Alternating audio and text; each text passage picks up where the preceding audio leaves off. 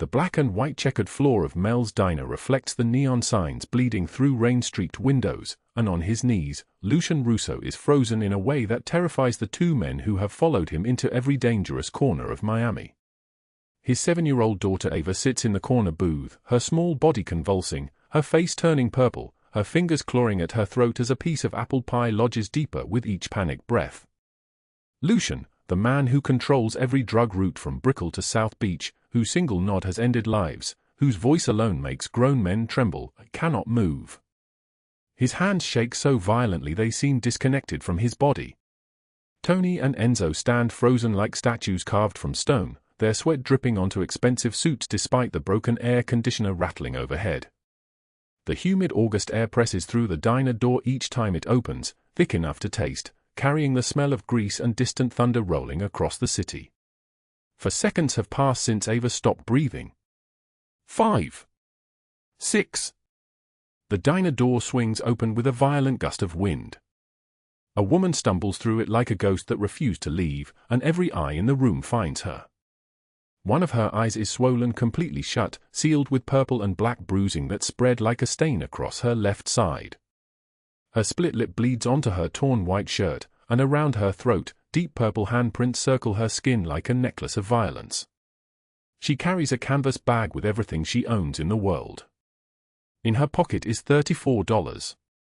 That is all that remains between Cassandra Rivera and complete invisibility. She has not eaten since yesterday. She has not slept since 3 days ago. But the moment she steps through that door, something ancient and primal in her recognizes another human being dying. She does not stop. She does not hesitate. She does not wonder why a child is gasping in a booth surrounded by expensive men in suits. She moves past Tony and Enzo like they are furniture, drops her canvas bag onto the checkered floor, and wraps her arms around Ava from behind with the practiced efficiency of someone who has saved lives before. 1, 2, 3. She thrusts upward into the child's small abdomen. The piece of pie shoots across the diner like a bullet, hits the jukebox in the corner, and falls silent. Ava gasps. Gasps again. Breathes.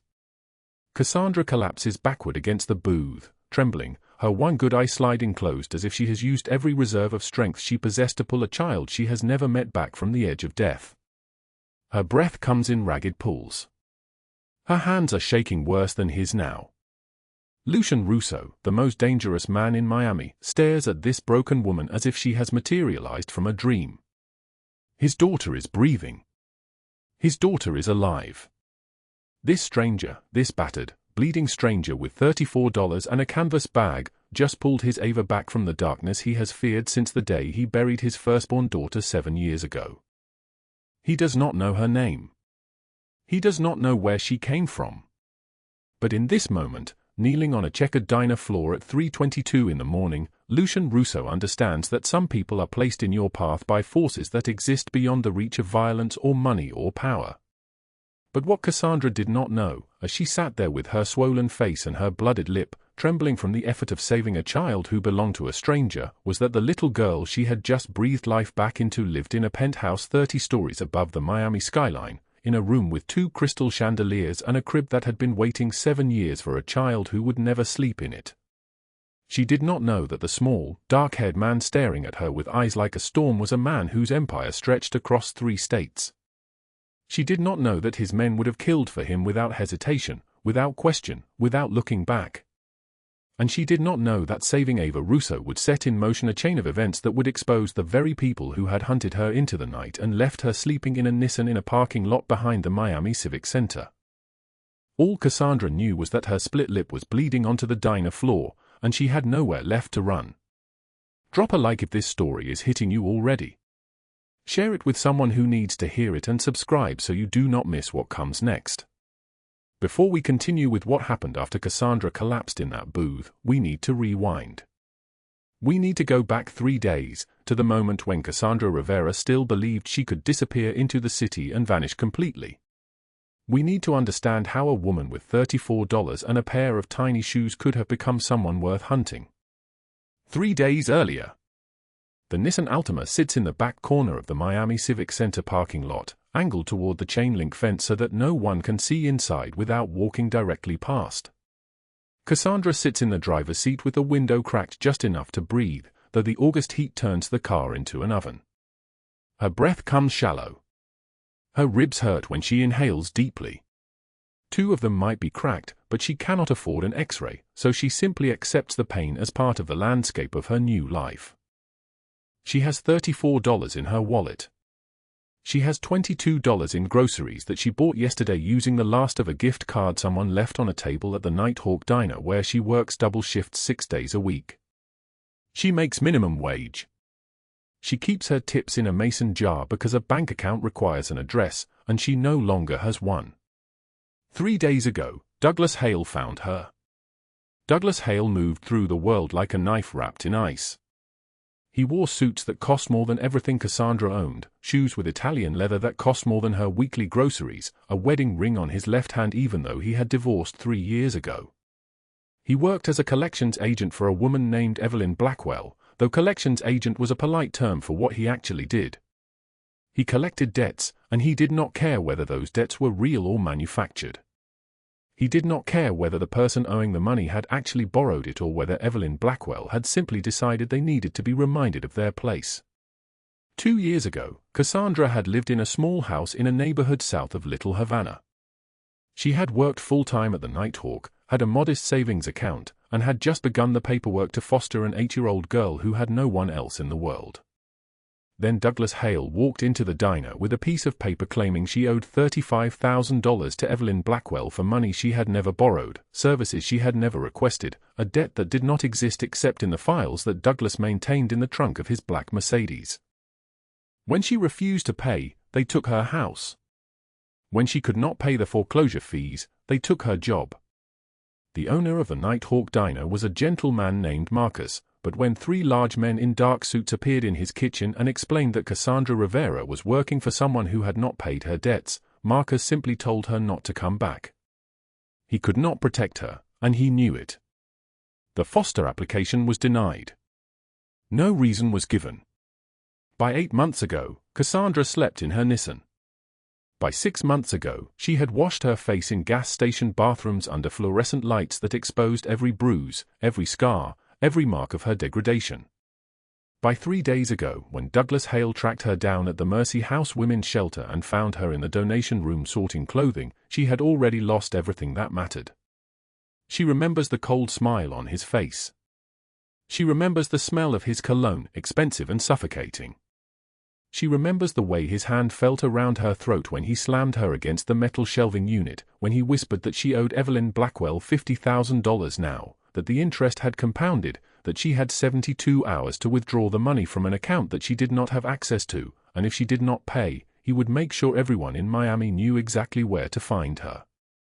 Then he left her there, breathing hard against the cold metal, trying to understand how a debt she had never incurred had grown into something that might destroy her. She ran that same night. The Nissan is parked in darkness now, and Cassandra sits in the front seat counting the bills in her wallet one more time, as if the number might change through repetition. It does not. $34. She has $3 left for gas. She can drive, maybe, another 30 miles before the tank empties. After that, the car stays here, and she walks. She reaches into the back seat and pulls out a small canvas bag. Inside, wrapped in tissue paper, are the tiniest pair of shoes anyone has ever made. They are white with small silver bells sewn into the leather. They are size 1. She has kept them since the day she worked at the shelter and found them in the lost and found box, unwanted, abandoned, like so many other small precious things that pass through that place and never find their way home. She bought them 2 days before Douglas Hale destroyed her life. She bought them for the daughter she was supposed to foster, the 8-year-old girl named Maria who needed someone to believe in her. The shoes were supposed to be a first step toward something. Cassandra was going to show Maria that people who love you do not disappear. But people always disappear. Cassandra holds the shoes against her chest and closes her one good eye. Tomorrow morning she will drive until the gas runs out. She will abandon the car somewhere in the Orange County area. She will walk until she finds a new shelter, a new city, a new identity where Evelyn Blackwell's reach might not find her. She does not know that in less than 12 hours, her life will change so completely that she will never sleep in this car again. She does not know that the next time she closes her eyes in exhaustion, it will be in a place so beautiful and so terrifying that she will wonder if she has died and entered some kind of dream that exists between worlds. All Cassandra knows right now is that the rain is starting to fall on the Nissan's roof, a sound like fingers tapping a warning. She knows that she is alone. She knows that she has $34 to her name and a pair of shoes that belong to no one. What she does not know is that in a penthouse 30 stories above Miami, a man with storm gray eyes is sitting beside a child's bed, his hand on his daughter's small back as she sleeps, and he is thinking about the fact that death finds us in unexpected moments, that life is fragile, that there are no guarantees in this world except that everything we love can be taken away in a single breath. He does not know yet that he will meet Cassandra Rivera in a diner at 3:22 in the morning. He does not know that watching her save his daughter will reignite something inside him that he believed had died 7 years ago. He does not know what he will do to protect her once he understands what has been done.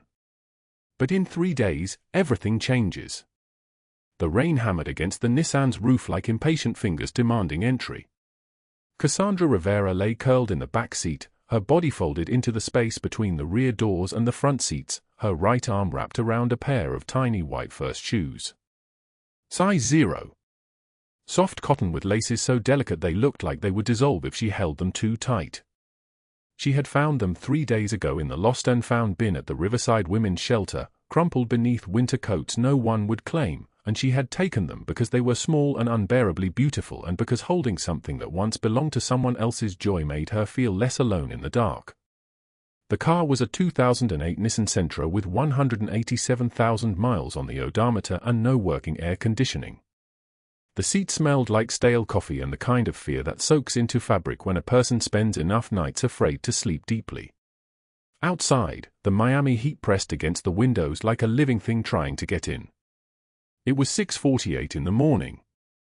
Already 92 degrees. Already too hot to think. Cassandra sat up slowly, her spine cracking like dry branches. Her neck was stiff. Her shoulders ached. The bruises on her throat had turned the color of eggplants, deep purple fading to sickly yellow at the edges where the fingers had pressed hardest. She lifted her chin to see them better in the rearview mirror, tilting her head left and right, studying the landscape of violence that was her own body. The swelling had gone down. The split in her lower lip had stopped bleeding sometime during the night. But the handprints were still there, still dark, still real. 3 days. That was how long it had been since Douglas Hale found her. She had been arranging donated clothes in the shelter's back room, folding sweaters and organizing them by size, when she heard his voice in the hallway. Not loud. Not particularly threatening in the way that makes people turn to look.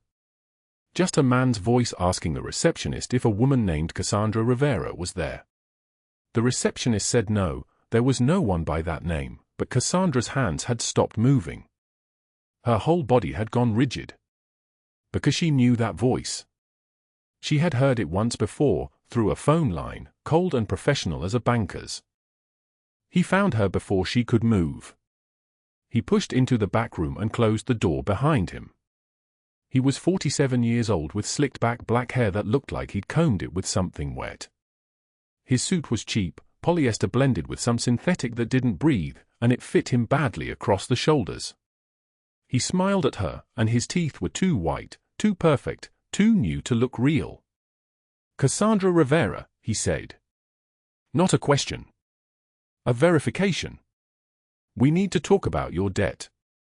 She had backed away from him, moving deeper into the room, her hand still holding a folded sweater. "I don't have any debt." "You have the wrong person. Evelyn Blackwell says you do." He moved toward her slowly, like a man with nowhere to be, like he had all the time in the world. $22,000. 3 days to pay it, or I make one phone call and everyone learns where you're hiding. The sweater fell from her hands. "I never borrowed money from anyone. I don't even know who Evelyn Blackwell is." His smile didn't change. Evelyn doesn't care what you know or don't know. She wants you gone from Miami. She wants you out of Florida. She wants you so afraid that you run and never stop running. He reached into his jacket pocket and pulled out a piece of paper, folded twice. He held it toward her like an invitation. This is the account number. Withdraw the money by Thursday at noon, or I make the call. Cassandra took the paper with trembling hands. The account number was printed in neat capital letters, 4478-5521-9863. Below it, a withdrawal amount, $22,000 exactly, and a bank name she had never heard of, and the name printed at the top of the slip, C. Rivera. I don't have access to this account. I've never seen this number in my life. Douglas Hale's smile finally changed. It became something else, something sharper, something that looked more like the baring of fangs than an expression of happiness. He stepped closer. His cologne was overwhelming, synthetic and sweet, the kind meant to cover the smell of sweat. Then I guess you better find a way to get that money, because Evelyn is very patient, but her patience has limits. And when those limits end, she does not send people like me. Cassandra's back hit the wall. The edge of a shelf dug into her spine. She tried to move sideways, tried to create distance between them, but Douglas moved with her. His right hand came up and closed around her throat. Not squeezing, not yet, just holding. His fingers were warm and slightly damp. She could feel his pulse in his palm, steady and calm, like he was doing nothing at all, like he was simply touching her the way someone touches a wall to check if it's solid. 3 days, he said quietly. His breath smelled like coffee and something chemical underneath. After that, my job changes. And you don't want to know what comes next. She had fought him then. Her hands came up, her nails raking across his forearm, drawing blood. He didn't flinch. He just tightened his grip until the room started to darken at the edges, until her vision tunneled down to nothing but his face and the ceiling light behind him. Then he released her and stepped back, adjusting his jacket as if he had simply been helping her with a button. Thursday, he said. 12 o'clock noon. He left. Just turned and walked out, leaving her gasping on the floor, her hand pressed against her throat, feeling the shape of his fingers embedded in her own skin. Now, 3 days later, she was counting money in the back of a Nissan that smelled like despair. $34. A 20. A 10, 2 ones, and 4 single coins. $34 to her name. $34 to make a plan that would keep her alive. She had left the shelter that same night. Packed what she could fit into 2 trash bags, walked out of the women's dormitory at 2 in the morning when everyone was asleep, and driven to the parking lot behind the Miami Civic Center, where homeless people slept in their cars and security guards didn't patrol after midnight. The Nissan had been her home for 6 weeks before the shelter. She knew how to disappear into it, how to fold herself small, how to make it invisible by parking in the same spot every night, by keeping the windows dark, by becoming part of the landscape of forgotten things. The plan was simple because there was no plan. She would drive until the gas ran out. She would abandon the car somewhere in Orange County. She would find another shelter, another city, another identity where Evelyn Blackwell's reach might not extend. She did not know how Evelyn Blackwell had gotten her name, or why some wealthy woman wanted her gone, or what the account number meant. She did not know any of this. She only knew that she had 3 days, and then time would run out. She drove the Nissan to the Chevron station on 7th Avenue as the sun was starting to rise properly, painting the sky in shades of orange and pink that looked like a bruise that was starting to heal.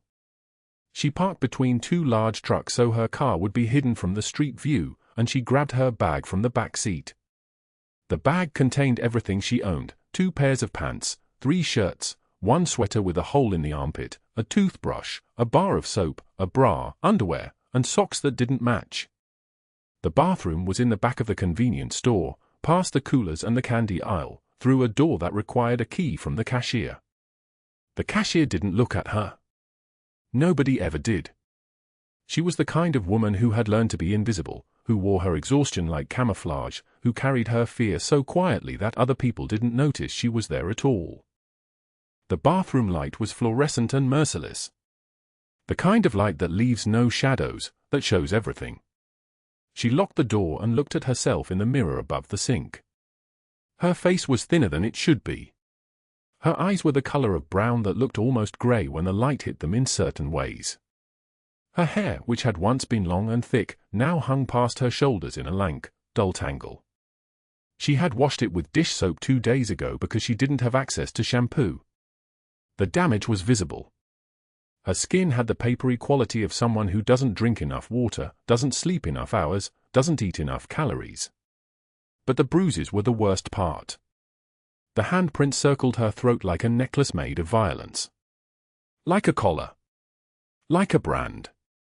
She touched them gently, and pain radiated up into her jaw.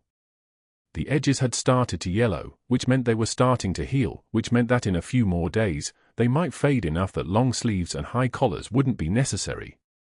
She could cover them. People didn't need to know what Douglas Hale had done to her. People didn't need to know anything. She pulled her shirt off, a grey t-shirt that had belonged to someone else originally, donated to the shelter a year ago, and washed her face and neck with paper towels and the thin pink soap that came in a dispenser. The water was cold, so cold it made her gasp, and she let it run over the back of her neck, over her shoulders, over the parts of her that felt too exposed. Her split lip had stopped bleeding. The skin was healing, pulling tight, creating a small ridge where the wound was trying to close. She looked at her knuckles. They were scraped raw where she had hit Douglas Hale in the face, where she had tried to fight back. She had marked him. That meant something. That meant she had not been completely helpless. She changed into the only other decent shirt she had, a white button-up that was too big and hung off her shoulders like a dress. She brushed her teeth with bottled water and her toothbrush, running her tongue over her teeth to check if they felt clean. Everything felt fragile. Everything felt like it could break. She looked at herself one more time in that merciless mirror, and she thought about how people talk about rock bottom, about how things have to get worse before they get better, about how survivors are supposed to feel something like hope when they're standing on the edge of a cliff. She felt nothing.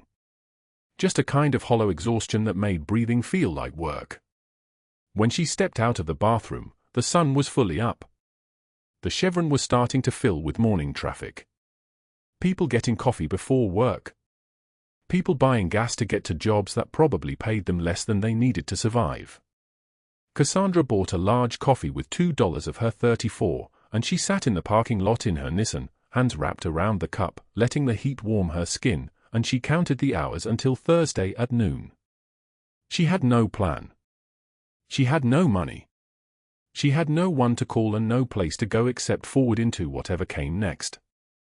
What she did not know was that across the city, in a penthouse on Brickell Avenue 30 stories above the street where she was sitting, Lucian Russo was making coffee for his daughter.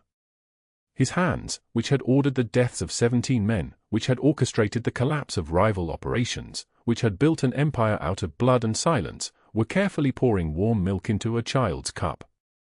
His daughter Ava was 5 years old.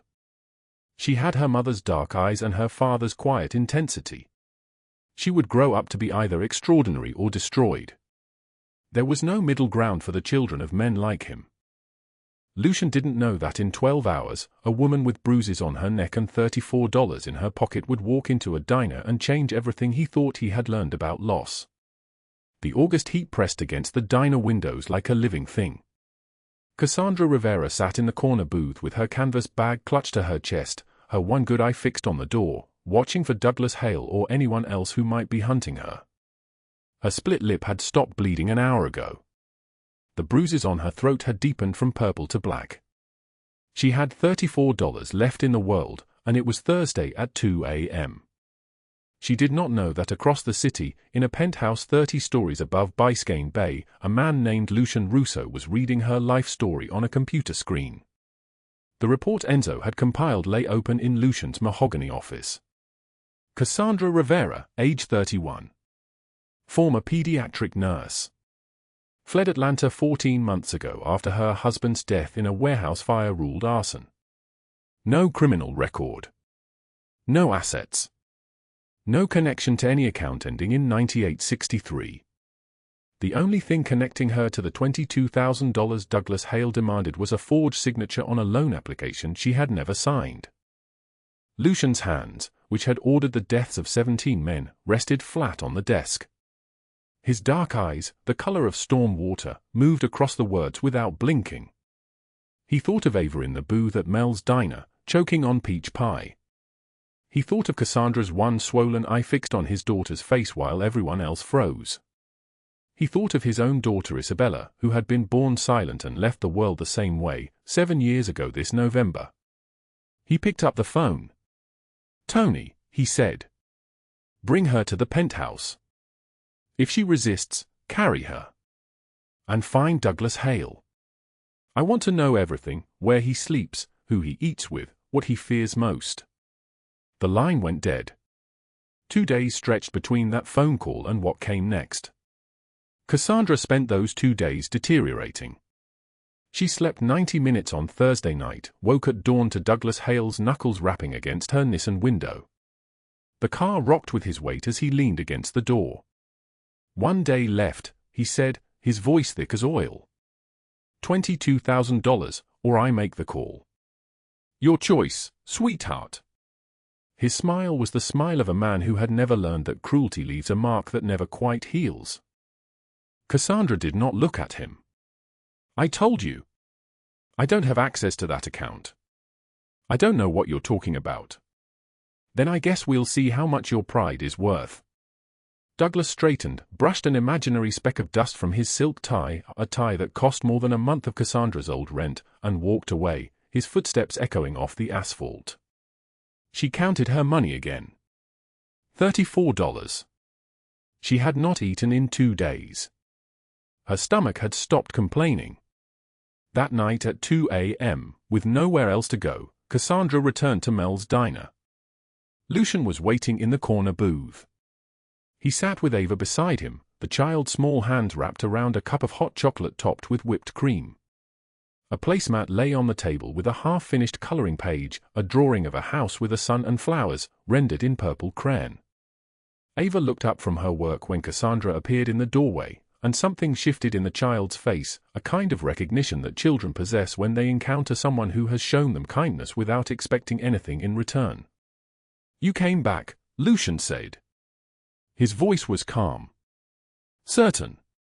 Like a man stating facts that everyone already knew. Cassandra stopped at the edge of the booth. "How did you know I'd be here?"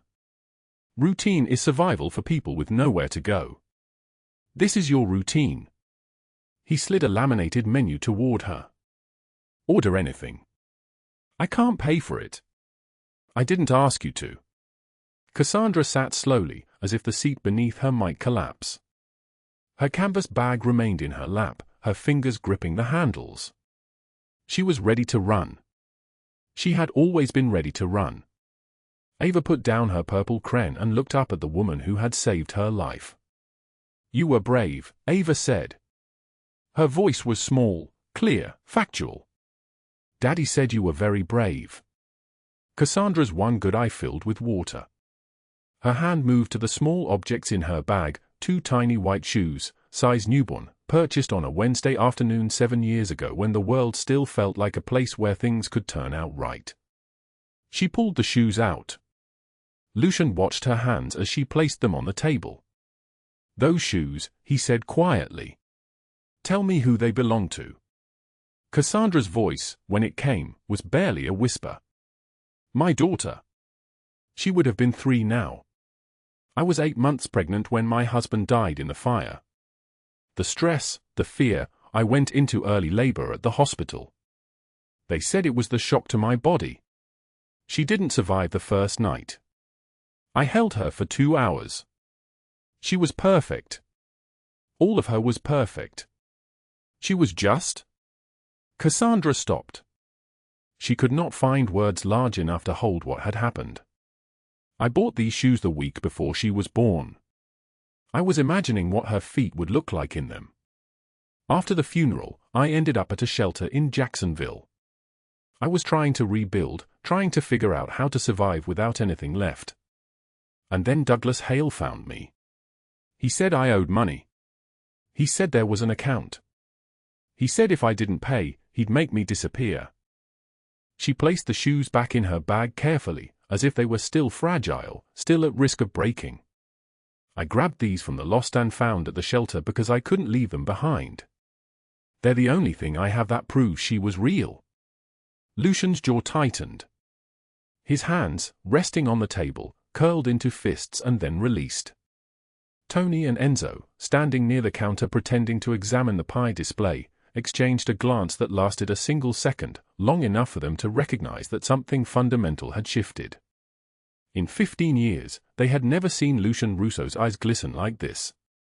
In 15 years, they had never seen him sit beside anyone like this, as if her presence mattered more than his empire.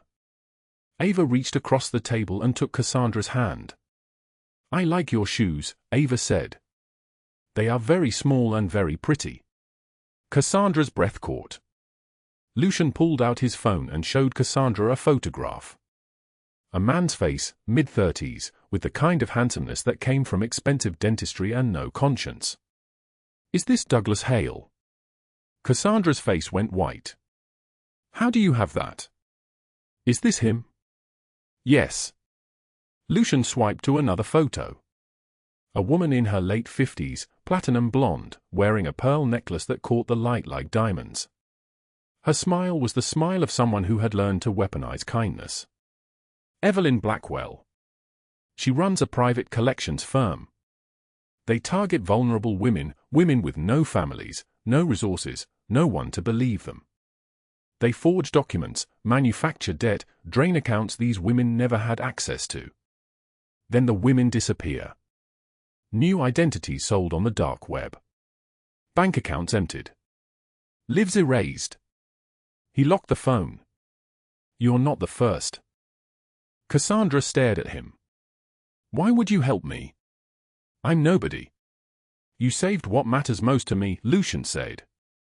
His dark eyes held her face. "Let me return the favor." What she did not know was that Lucian had already set the trap.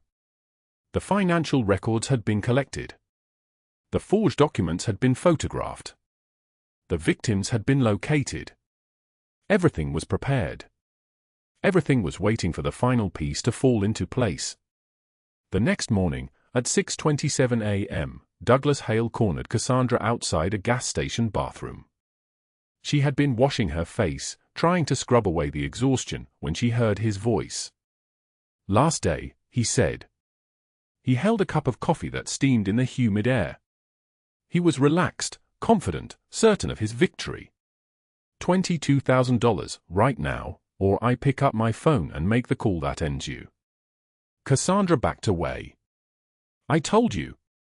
I don't have it." Douglas grabbed her arm and twisted it behind her back. His grip was the grip of a man who had learned that pain was a language most people understood. "Then you're about to learn what happens to people who don't cooperate." A black SUV pulled up beside them. The doors opened. Tony and Enzo stepped out, and Douglas Hale released her immediately, his face draining of color like someone pulling a plug from a bathtub. The coffee cup slipped from his fingers and shattered on the asphalt, steam rising from the dark liquid pooling around their feet. "Mr. Russo would like a word," Tony said. His smile was the smile of a man who enjoyed his work.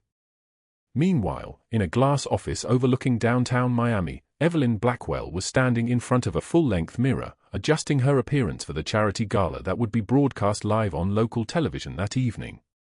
She wore a cream-colored Valentino gown that cost $17,000. Diamond earrings hung from her earlobes, each stone the size of a child's thumbnail. She had raised $400,000 for children's hospitals. The press would eat it up. They always did. She did not know that at that very moment, federal agents were boarding planes with copies of every financial record, every forged document, every victim's statement compiled over 2 days. She did not know that the broadcast would be interrupted. She did not know that her image, her face, her name would be displayed across every screen in the ballroom while a narrator read her crimes aloud to an audience of 1,500 people, live on television, with no way to stop it. Cassandra stood in the penthouse at sunset, staring at a locked door on the top floor. Pink walls were visible through the crack. A white crib. A mobile that never spun. The name Isabella painted in letters above the window. "What's in there?" she asked. Lucian's voice was soft, softer than she had ever heard it. "Someone I lost. Someone I haven't said goodbye to." He pulled a key from his pocket and placed it in her hand. "I think," he said, "it's time." The rain hammered against the windshield like 1,000 tiny accusations. Cassandra Rivera sat in her Nissan in the parking lot behind Miami Civic Center, her hands trembling so violently she could barely grip the steering wheel. The clock on the dashboard read 2:14 a.m. Outside, the November darkness was absolute, broken only by the red glow of neon signs reflecting off the wet asphalt. She looked at her phone. 47 missed calls. 47. The last voicemail had come at midnight. Douglas Hale's voice, smooth as poison poured into honey. "You have until tomorrow night, Cassandra. 48 hours to disappear, or I start making calls. Real calls. To people who don't forgive debts the way I do. You understand me? You disappear, or you die. Choose." Her wallet sat on the passenger seat, open, pathetic in its emptiness. $34. Not 35. 34. Every single cent she had left in the world after 3 nights in a shelter that smelled like industrial bleach and broken promises, 3 nights sleeping in a room with 7 other women, 3 nights of listening to their stories and realizing hers was not unique, just more recent. The tiny white shoes lay beside the wallet. First shoes. Someone's baby had worn them once, tiny perfect shoes with laces the color of cream, before they were abandoned in the lost and found at St. Catherine's shelter. Cassandra had salvaged them because they were the only beautiful thing in her life, because holding them made her remember that once she had loved something so purely that she would have died for it. She did die for it. The rain kept falling. Her breath fogged the windows. The silence inside the car was like a coffin lid closing slowly. She pulled a gas station receipt from the floor mat and found a pen in the glove compartment. Her handwriting was shaking so badly the letters looked like a seismograph recording an earthquake. "I'm sorry I wasn't strong enough." She crumpled the paper. Smoothed it out. "Read it again." The pen hovered over the words. Her finger moved toward the ignition key. Just the engine running in a closed space. Just a slow fade into nothing. Just finally being at peace. Then Ava's face bloomed in her mind. The little girl in the diner booth. Mouth open, the piece of pie lodged in her throat like a cork sealing off all breath, all light, all tomorrow. The panic in her eyes. The way her tiny hands had clawed at her own neck as if she could tear the blockage loose with her fingernails. Cassandra had not thought. She had just moved. Her hands had wrapped around the child's small ribs, fingers interlaced, and pulled up with everything she had left. The piece of pie had exploded from Ava's mouth and landed on the checkered floor. The little girl had gasped. Cried. Then wrapped her arms around Cassandra's neck. "Thank you for saving me." For words that had burned into Cassandra's chest like a brand. If she could save one life, maybe her life still mattered. Maybe she was not the nothing that Douglas Hale had convinced her she was. Maybe. Her phone rang. She jumped so hard the phone flew from her lap and landed in the footwell. Unknown number. At 2:14 in the morning, an unknown number was death calling to confirm your appointment. She picked it up. "Turn on the television," a man's voice said. Deep. Calm.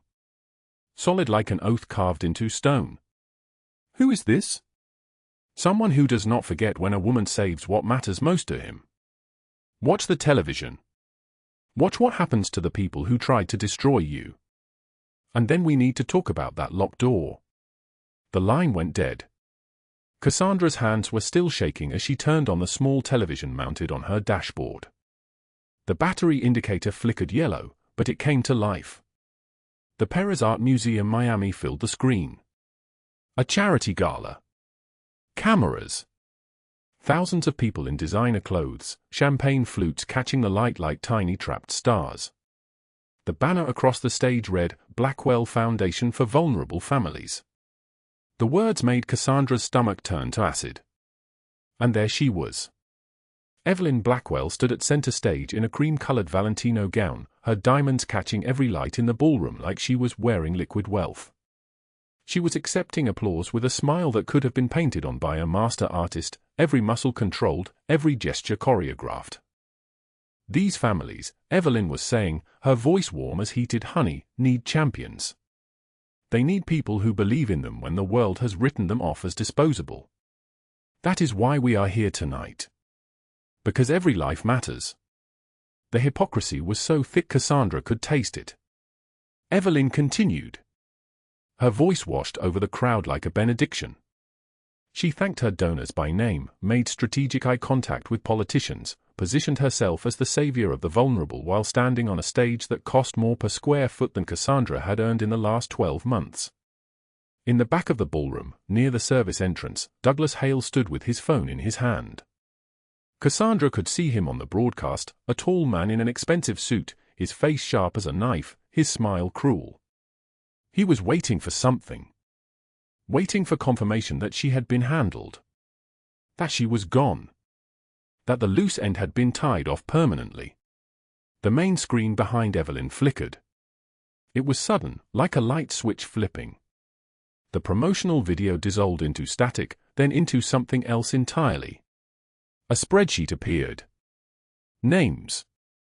23 names. 24. 25. 43 names. Women's names. Cassandra found her own name on the list. The third one from the bottom. Cassandra Rivera. Amount extracted, $22,000. Date, 11 months ago. Status, asset seized and liquidated. The camera in the ballroom zoomed in on Evelyn's face. Her mouth had opened. Her hand had frozen mid-gesture. The smile had evaporated like water on a hot stove. What is happening? Her voice came through the microphone, pitched high with panic. The live broadcast continued. The host tried to cut to commercial, but the video would not stop. Audio began to play underneath the spreadsheet. Recorded conversations. Evelyn's voice, unmistakable, laughing. She's already maxed out her credit cards. She has nowhere to go. By next week she'll be desperate enough to sign anything. Eliminate the loose ends, Douglas. That's what you're paid for. Another voice, Douglas answering, his tone casual, matter-of-fact. Should I break her arm again or just threaten the kids? Use your discretion. The point is to make her disappear. Either literally or figuratively, I don't care which. The ballroom had gone silent. That specific silence that happens when thousands of people stop breathing at exactly the same moment. People were pulling out their phones. The video was spreading. Cassandra could see it happening in real time. The broadcast cut to the audience, and every screen was capturing the moment, uploading it, sending it out into the digital void where it would multiply like a virus with no cure. Evelyn tried to leave the stage. Federal agents entered through the side doors simultaneously, their movements coordinated and precise like a choreographed dance that had been rehearsed 1,000 times. They were moving toward her with the efficiency of people who had done this work before. This is a mistake, Evelyn said, her voice rising. I've donated $400,000. I'm a pillar of this community. You can't. One of the agents took her arm gently but with unmistakable authority. Handcuffs appeared. Evelyn's designer gown caught on the stairs as they led her away. She was screaming now, her voice high and thin, the carefully cultivated accent cracking under the pressure of genuine panic. But what struck Cassandra most was how quickly the others turned away. The politicians who had thanked her minutes earlier suddenly became deeply interested in their cocktails. The socialites who had air-kissed her cheeks turned their backs with the precision of trained soldiers executing a retreat. The donors who had pledged millions to her foundation became strangers, stepping away from her as if her presence might transfer something infectious, something contagious, something that would taint their own carefully maintained reputations. Evelyn Blackwell disappeared into the federal system while 1,500 people watched and filmed and uploaded and shared. But that was only the first part. 3 blocks away, in a parking garage beneath a downtown office building, Douglas Hale sat in his car checking his phone. Waiting. He had not seen the broadcast yet. He did not know that everything had changed. He did not know that 12 men in black suits were approaching his vehicle from 3 separate directions, moving like shadows, like ghosts, like an inevitability he could not escape. When the first man yanked open his driver's side door, Douglas screamed. "Out!" Tony said. His smile was the smile of someone who had waited a long time for this moment. Douglas stumbled onto the pavement, his hands raised, his voice already begging. "I was just doing my job. She told me to. Everything was her idea. I was just the implement. I was just." "You put your hands on a woman who saved my daughter's life," a voice said from the darkness. Lucian Russo stepped from between the parked cars. In the orange glow of the garage lights, he looked like something carved from stone, immobile and permanent and terrifying in his absolute stillness. He was wearing a black coat that probably cost more than Cassandra's Nissan, his dark eyes fixed on Douglas with the intensity of a man about to do something he had been imagining for days. "You threatened her. You hunted her. You decided her life was worth less than your paycheck." Douglas fell to his knees. "Please," he gasped. "I'll disappear. You'll never see me again. I'll go to another country. I'll change my name. Lucian crouched to eye level, and in that moment Douglas understood exactly how terrifying it was to be truly seen by someone with absolute power over your fate. "Death would be too quick," Lucian said, his voice steady as a metronome. "Too easy. Too merciful. You're going to live with what you've done, Douglas. You're going to live with it every single day for the rest of your life. Federal agents are 30 seconds away. You're going to be arrested for extortion. For fraud. For conspiracy to commit assault. And you're going to serve 35 years in federal prison thinking about the choices that brought you here." Federal agents arrived exactly as promised. 35 seconds. Timing precise as a surgeon's hand. Douglas Hale was arrested on camera. The video of him weeping, his face red and swollen, his designer suit smeared with garage floor dust, spread across the internet within an hour.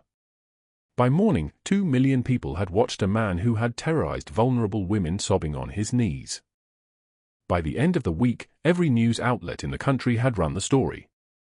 But in the penthouse, Cassandra did not know any of this yet. She sat on the couch with Ava asleep against her shoulder, the television still playing the live broadcast. Tears streamed down her face. Not tears of joy yet. Tears of something more complicated. Relief mixed with disbelief. Justice mixed with the understanding that justice does not fix what has been broken. Lucian stood by the window, silhouetted against the Miami skyline. The city lights stretched out beneath them like captured stars. "They can never hurt you again," he said. She looked at him. This man who had broken the rules of his own world to protect her. Who had orchestrated the destruction of 2 people without ever laying a hand on them, using instead the most powerful weapon available, the truth. "There's something I need to show you," he said. He walked to the elevator and pressed the button for the penthouse level, the floor above where they had been living these past weeks. When the doors opened, he led her down a hallway painted soft gray, and stopped in front of a door painted the pale pink of a newborn's blanket. She could see through the crack. A white crib. A mobile that had never spun. The name Isabella painted in letters above the window. "What's in there?" Cassandra whispered. Lucian's voice was softer than she had ever heard it, softer than a man like him should be capable of being. "Someone I lost. Someone I haven't said goodbye to." He reached into his jacket pocket and withdrew a key made of silver, old and worn, passed down through years of deliberate avoidance. "I think it's time." The key felt like glass in her hand. Delicate. Dangerous. Heavy with the weight of 7 years of grief that had nowhere to go, no outlet, no resolution. She looked at him. really looked at him. And saw not the Mafia boss, not the man who commanded 12 men in black, not the businessman who had built an empire on rules and loyalty and the understanding that weakness was a liability. She saw a father who had never been allowed to grieve. She reached for the door. 18 months later, the elevator doors opened on the 42nd floor of the Biscayne Financial Tower, and Cassandra Rivera stepped into a corner office with Miami stretching out through floor-to-ceiling windows. Her nameplate caught the afternoon light, Cassandra Rivera, Healthcare Advocacy Director. The suit she wore was charcoal gray, tailored, professional, nothing like the waitress uniform she had worn at Mel's diner. Her hair was pulled back in a neat bun. No bruises. No fear in her eyes. She was standing in front of a room full of hospital administrators, her voice steady and clear as she presented data on pediatric trauma survivors. 43 women. Those were the ones who had reached out after Evelyn Blackwell's trial, after the news broke about the network of financial abuse coordinated through charitable organizations. 43 women, their lives intersecting at the same point of desperation, and Cassandra knew every single one of their names. "We need funding for the pediatric wing," she said, pointing to the projection screen. "Not because it looks good in your annual report. Because children who witness violence need someone to tell them that what happened was not their fault, and they deserve to hear it from people who understand." One of the men leaned back in his chair. The projection show would be operating at a loss for the first 2 years. Cassandra did not flinch. "Then the question is not whether you can afford to fund this program. The question is whether you can afford not to." The room went quiet. She had learned that silence was more powerful than any argument. She had learned it from watching Lucian Russo command a room without raising his voice. The meeting ended with commitments for $1.2 million in grants. Her apartment was small, a one-bedroom in Wynwood with exposed brick and a kitchen that fit 2 people standing shoulder to shoulder. Hers. The lease was in her name. She had signed it with her own money, money she had earned through double shifts at a new hospital before she earned her certification for advocacy work. On her desk sat 2 objects side by side, the tiny white shoes, still the color of cream, laces frayed from age. And a photo of Ava from the diner, printed and framed, the child mid-laugh, her head thrown back. She had not seen Lucian Russo face to face since the night of the gala. The thought came to her at 2 a.m. on ordinary Tuesdays, in the quiet hours before dawn. Why had he stopped coming around? Tony would appear sometimes, always with the same message, delivered in a low voice: "Mr. Russo wants you to know you're safe." That was all. Nothing more. No explanation. No reason. As if safety was something that could be delivered like a package and left at her door. She had written him 3 letters. The first one said thank you. The second one said she forgave him for orchestrating a public execution, because they both knew that what Evelyn Blackwell and Douglas Hale deserved was exactly what he had given them, the complete erasure of their place in the world. The third letter she had written said something much more dangerous: "I miss you." She had never sent any of them. They sat in a drawer, sealed in envelopes with his name written on the front in her own careful handwriting. One evening, the sun was dropping behind the buildings, turning Miami into shades of amber and blood orange, when her assistant knocked on her door. The woman's expression was careful, neutral in a way that made Cassandra's stomach tighten. "There's someone asking to meet with you," her assistant said. "He said you saved his daughter 18 months ago at a place called Mel's Diner." Cassandra's breath stopped. She could not speak for a long moment. The office suddenly felt very small. "Tell him I'll see him," she said. The penthouse balcony stretched out into the humid Miami night. The ocean was invisible from here, but you could smell it, salt and deep water and the promise of storms moving in from the south. Cassandra stood at the edge of the railing, her hands gripping the metal that was warm from the afternoon heat that had only now begun to release the city from its grip. Lucian Russo was standing at the far end of the balcony, wearing a simple black shirt with the sleeves rolled to his elbows, no suit jacket, no gold watch, no visible armor. He looked more human than she had ever seen him. Ava was inside, asleep. She had learned to sleep through the night at the penthouse. she had learned to call this place home. "Why did you wait 18 months?" Cassandra asked. Lucian did not turn to face her. He was looking out at the skyline, at the lights that stretched in every direction, at the city that belonged to him in ways that had nothing to do with ownership. "Because you needed to become who you are now," he said, and his voice was like nothing she had heard before, not the controlled steel of the man in the black suit, but something quieter, something that cost him to speak. "Not the woman running from Douglas Hale. Not the woman I rescued. The woman who fights for others because she knows what it means to survive.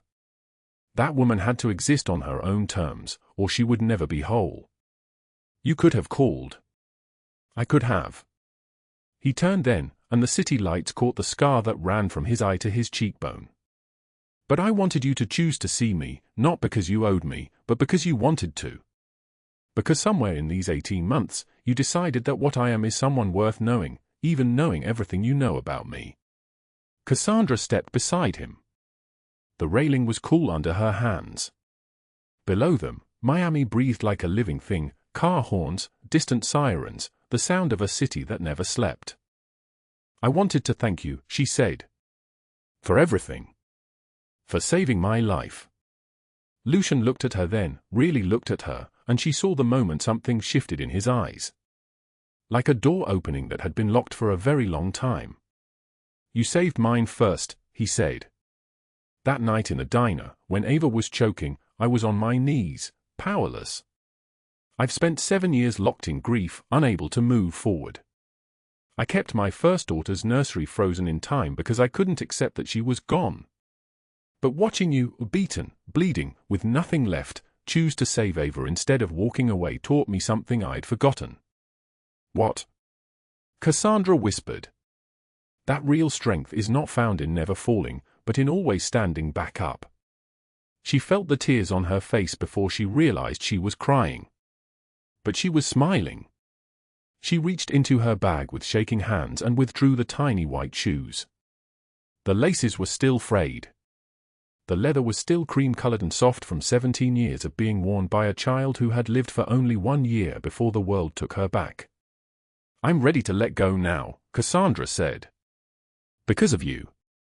Because you showed me that survival isn't about holding on to what I lost. It's about choosing what I build next." Lucian took her hand.